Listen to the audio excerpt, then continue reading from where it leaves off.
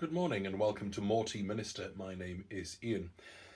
Today we are reviewing two oolongs, and we're doing this because I'm starting a new series today of videos. I can't say precisely how many there are because they're going to feed into a broader sort of theme, but it's a series called A Tale of Two Seasons. So a slight riff on Dickens there. What I'm hoping to do, and it's really for my own information, my own gaining knowledge and understanding, and hopefully if I learn, then perhaps any viewers might learn something as well.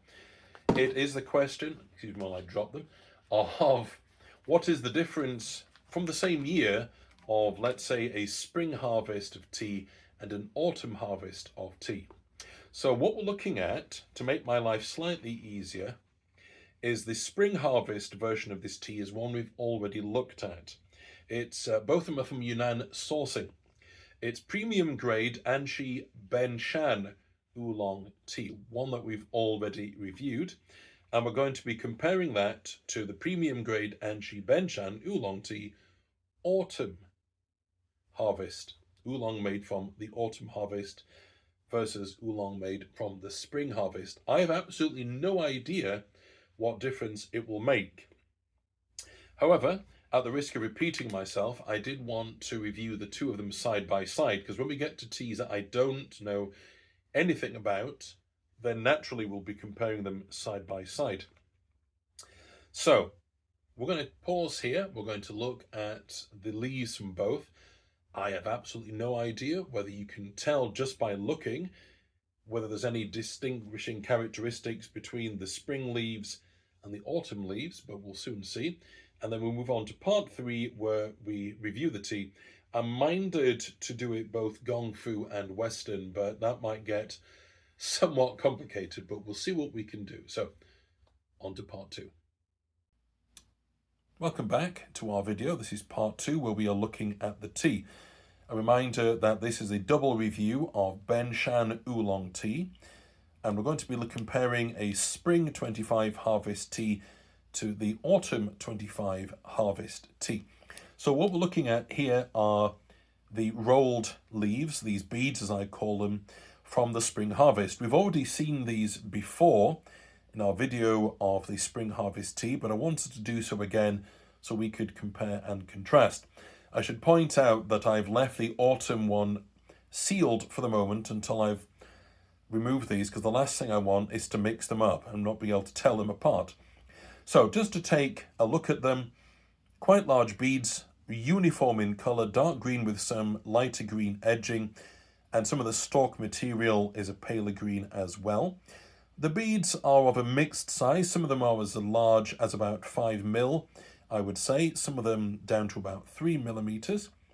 But all in all, that's our first impressions. Now let's look at the autumn harvest. Here we are looking at the rolled leaves from the autumn harvest of Shan. Now I'll be honest, I don't see any difference at all in the appearance of the leaves. Uniformly dark green, some large beads, some smaller, so a mixed size, some paler green fragments, and the stalks are coming out as a paler green as well. So on the appearance, I don't see any difference. Even on the smell of the dried leaves, there's a slightly dulled vegetal note for both of them. So I'd be very intrigued to see what difference we can tell in the taste and the colour of the brewed tea. So on to part 3. Hello and welcome to part 3 of our video, this double review of Shan Oolong, Anxi Shan Oolong, the spring 25 harvest and the autumn 25 harvest. I said earlier in the video that I couldn't tell just by looking at the leaves or by smelling the dry leaves any kind of distinction, but they certainly did look differently whilst they were brewing. The autumn leaves, despite being treated in exactly the same way, certainly took longer to unfurl, and they were a lot more darker once the leaves had steeped and unfurled. So the spring harvest leaves are certainly reacting more quickly to the water, so I'm wondering whether the autumn leaves might be a little bit thicker. Anyway, let's pour them out. Then we'll talk about what we've got. Different sized teapots, but treated exactly the same way.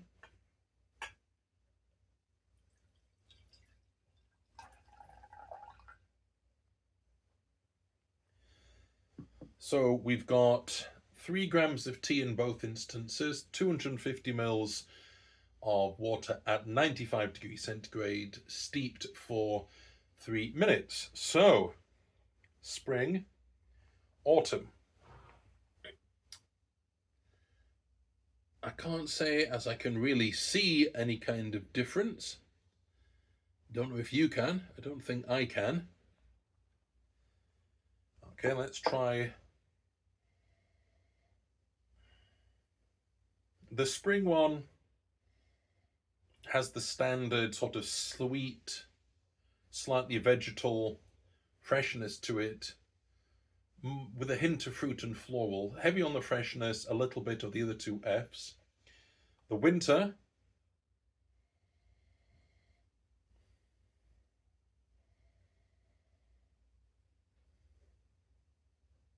the same in terms of the vegetal quality. I'm not sure I'm picking up even as much of the floral and the fruity as this one. Let's try a drink of the spring.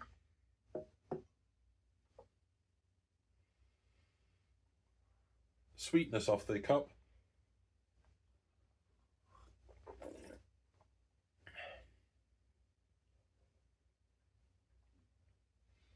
Fresh, vegetal, a little bit of sweetness, a little bit of the fruit and the floral. The winter,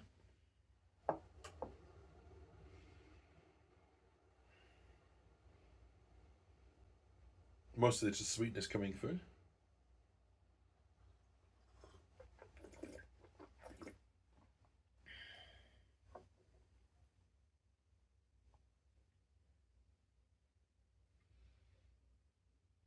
A little more vegetal, maybe a little bit of sweetness.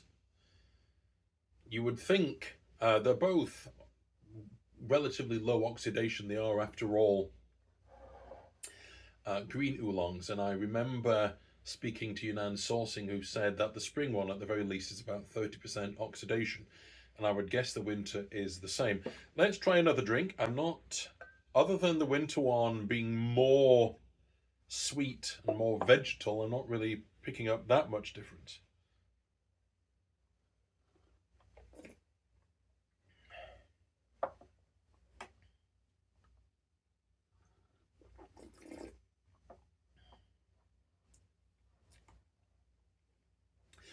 Really, if there is a difference, at least on the Western, there's a cleaner, crisper taste on the autumn harvest one. It's much more almost green tea-esque. It's sweet and it's vegetal.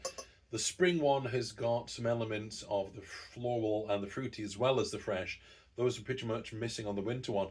They've both got the same basic character. They've both got that lovely edge of somehow taking what would otherwise be really vegetal and almost astringent, the green tea, and just bringing it down.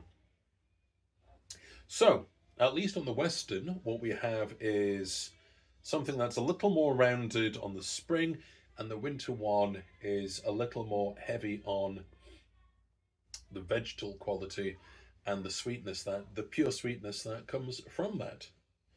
Okay, let's move on to Gongfu. And I'll be honest, I'm not quite sure how I'm going to do that yet.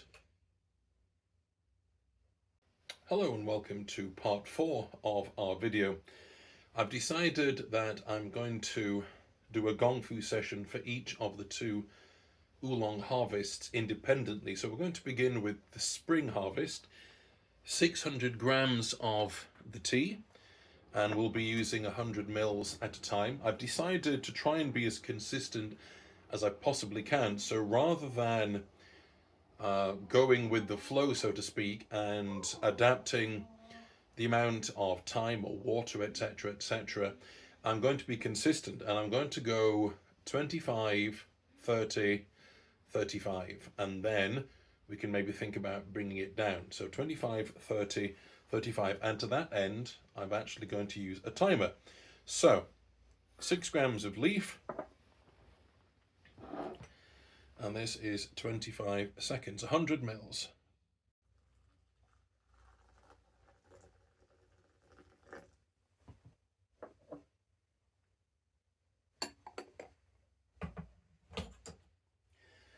And then we'll see where that takes us. I really do like these green oolongs. Just the smell, the minute the hot water hits the leaf, there's that lovely sweetness. Very smooth kind of sweetness as well. So that's our first steeping done. Going to move that one up to 30 seconds when we need it. Colour, pale yellowy green. A little bit of the freshness and the floral and the fruit, very mild, but it's only 25 seconds. Let's, more vegetal than anything. Although the vegetal quality is still there with a bit of sweetness.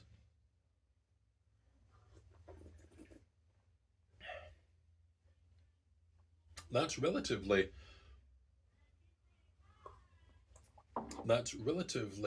strong, despite that's only 25 seconds. So this one is going to be for 30 seconds.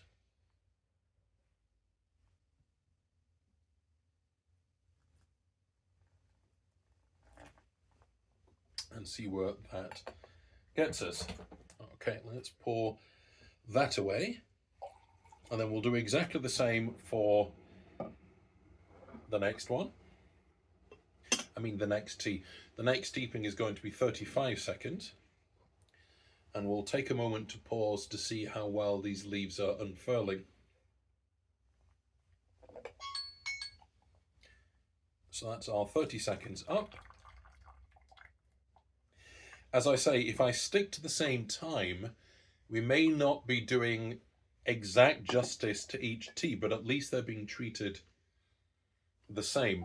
Let me show you what that looks like. I would say that's most of the way to being unfurled. There's a strong herbal quality, not purely vegetal. There's a strong herbal quality to that. Colour-wise, sorry about the noise. Colour-wise, from my perspective, there's a little more green and a little more yellow. There you go. A little more intense than the last one.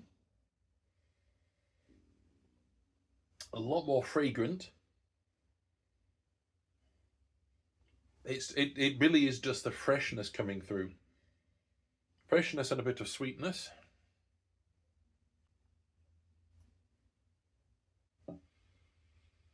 I would say the same.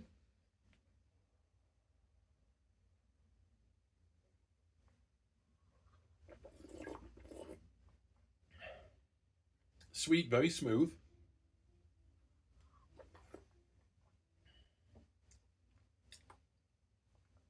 Very refreshing. A hint of fruit. It's almost like the greenness, the vivacity of spring. I know that's incredibly pretentious. There is something that does make me think of spring. There's just so much greenness and freshness to it. But it doesn't have any kind of astringency whatsoever. So this is the 35 seconds.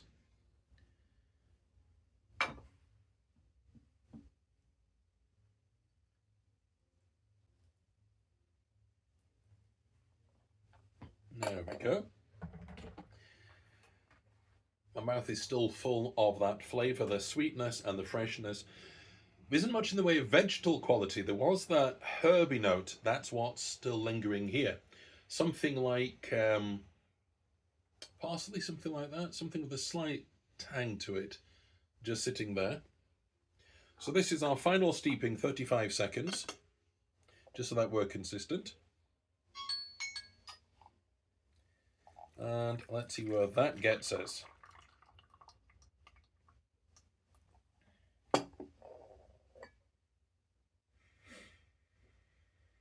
almost a hint of sort of a butteriness.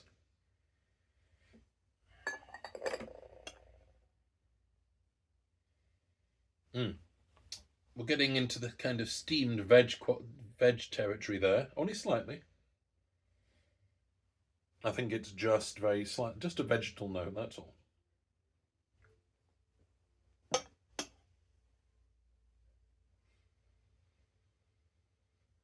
Much the same, but as always with more sweetness.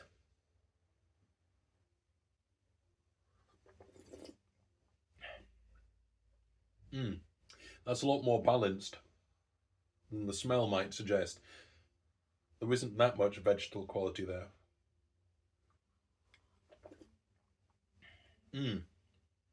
Slightly fragrant, perfumey quality to it as well.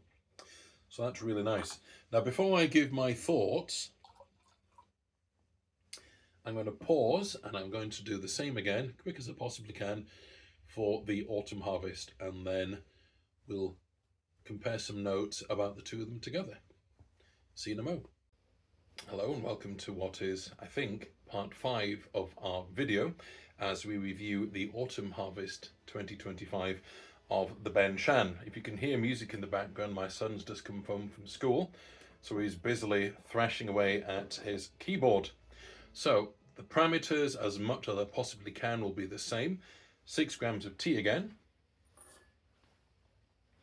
Timer is set for 25 seconds, 95 degrees, 100 mils of water.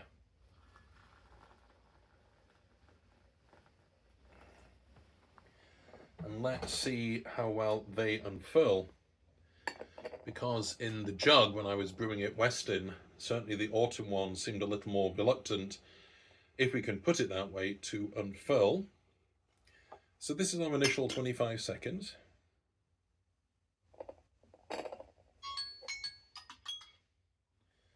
Let's see what we've got here.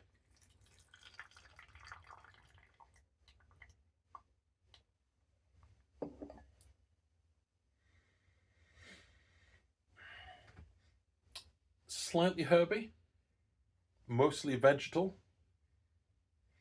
not much of the freshness.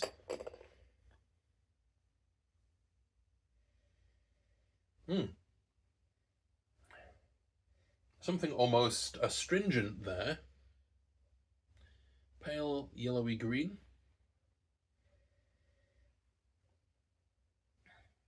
I'm not quite sure what to make of it. It's not the bitterness of something that's oversteeped. It's just something in the leaf, I think.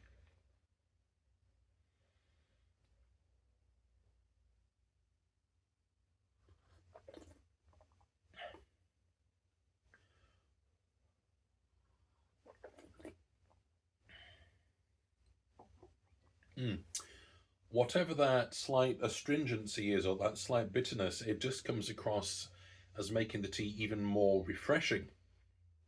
Not in the sense of the greenness and the freshness from the spring, but a tang, a bitterness. There is something that just makes it more of a pick-me-up. That's really interesting. So that's the kettle turning itself off. Just bear with me. So the next one is 30 seconds. And let's see if we get that slightly tangy quality again.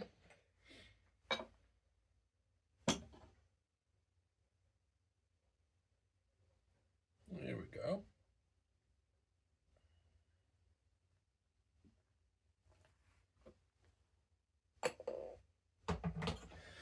Yeah, that tang, it's not something I've come across in an oolong, in one of these green oolongs before. That's really interesting.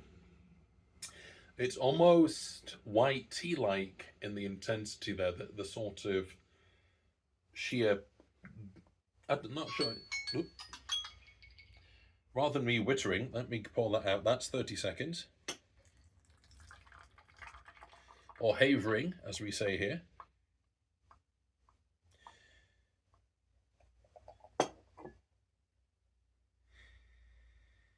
That slightly tangy note is still there, but with sort of greenness and freshness as well. A little more greenness and yellow to that than the previous one. Still a bit of that tang, but more of the straight up green freshness.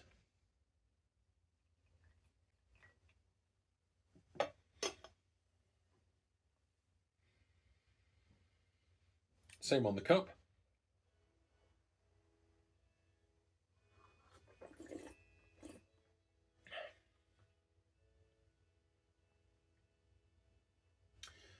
Yeah, there is still that slight tang, less of it, straight up greenness and freshness. Almost a citrusy note, very slightly. Incredibly smooth though. Seems impressive to get that kind of tang and to be quite smooth. So our final steeping, 35 seconds, and let's see what this does for the tea. Let's take a look at the leaves.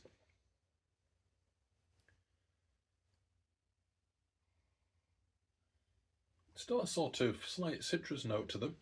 I think they're actually slightly more unfurled than the spring ones, which was the other way around when it came to the Western. So let's give our 35 seconds. And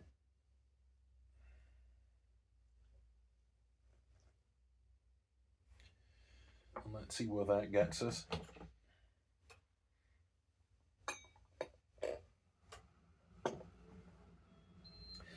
Yes, all of this counting and timing and weighing out and trying to be consistent, it makes me think back to my old, a very long time ago when I did a degree in biochemistry, and I spent a lot of time having to isolate one parameter and keep all the others the same. And then I went back years later, even once I'd started doing theology, to go and help out in the undergraduate labs, only when I was doing my PhD, to try and keep body and soul together. It always came as a surprise to the undergraduates when they asked what my PhD was in. Slightly buttery, slightly tangy, green, less of the butter than the spring one, still some of that tang.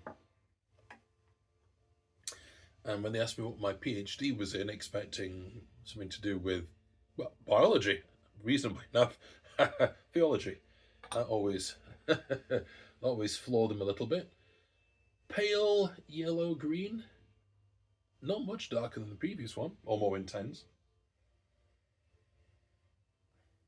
Almost exclusively the freshness, but really, really fresh, almost zingy, without a straight-up kind of vegetal quality.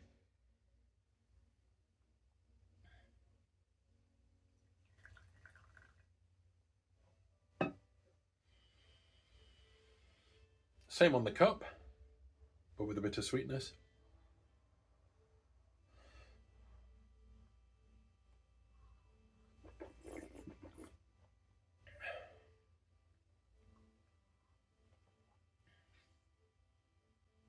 Still very smooth. Not drying the mouth out, not bitter. Not bitter in the sense of being over steeped or anything like that. Still smooth, but a different kind of freshness to the spring one. So this point of this review is to compare and contrast. It's to help me practice comparing different harvests, because I'm going to have a long-running series later on. I think I mentioned it before, the Qing Shin files, where we follow one cultivar, the Qing Shin cultivar, in different guises. And some of that is a multi-harvest approach to the same tea or the same area. So the spring and the autumn, when you average the sort of tea out, Western style, you can't tell any distinction really. Gongfu, very different. Bearing in mind we were being ruthless and saying how many seconds and doing it that way, very, very, very different. The spring one, it's lush, it's greenery, it's vegetal, it's got the sweetness and the freshness. The winter one, there was a tang to it, a tang, almost a citrusy note. In the first steeping especially, it came out strong. And even in that last one, it's got a freshness, but it's a different kind of freshness. It's not the lushness, the vegetal kind from here. It's just a very different flavour. Something that says the only way to describe it is freshness. It's zingy. That's really what it is. So at least with the Ben Shan, and I have a few other of the Anxi oolongs to try in this way, spring and autumn, I would say you definitely can tell a difference. From what I've said, whether one or the other appeals to you is a different matter. We're not here to rate it, simply to say, could a complete amateur like me tell the difference? And in this way, definitely. In Western, no. Gongfu, yes. So, I hope this has been of some interest. I've really found it interesting. It's been a discovery for me. If you managed all the way to this point in the video, well done. Happy steeping and God bless.